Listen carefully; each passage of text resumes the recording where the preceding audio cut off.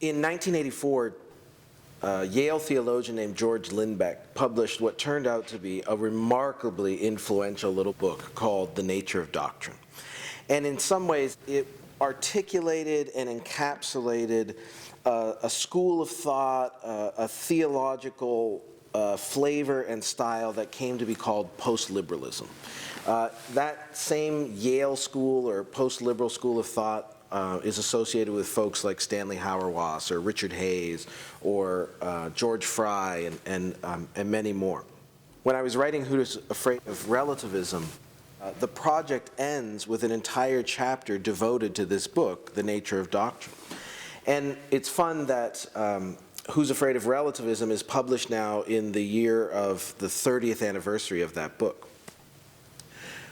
That's significant because in many ways, Lindbeck was sort of drawing on the wells of figures like Wittgenstein, Peter Winch, an anthropologist who was influenced by Wittgenstein, and some of the work that would find expression in Richard Rorty. So in a way, the last chapter of Who's Afraid of Relativism revisits this potent little book by Lindbeck.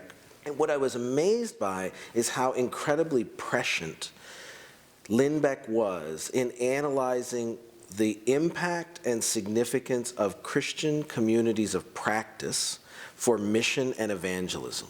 In other words, if in some ways the goal of Who's Afraid of Relativism is to imagine what it would look like to take Rorty to church or to take Wittgenstein to church, so to speak, Lindbeck kind of was already doing that in The Nature of Doctrine.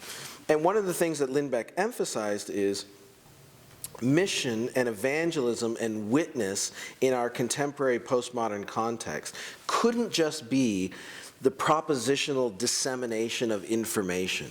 It had to be bound up with inviting people into communities of practice where they absorb the story of the gospel in the rhythms of a community.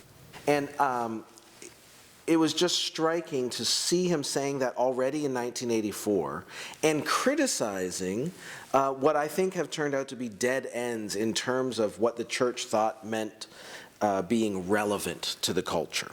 And in some ways, I think revisiting Lindbeck is the perfect way to see the implications of pragmatism for ministry, for mission, for evangelism, and for our contemporary witness.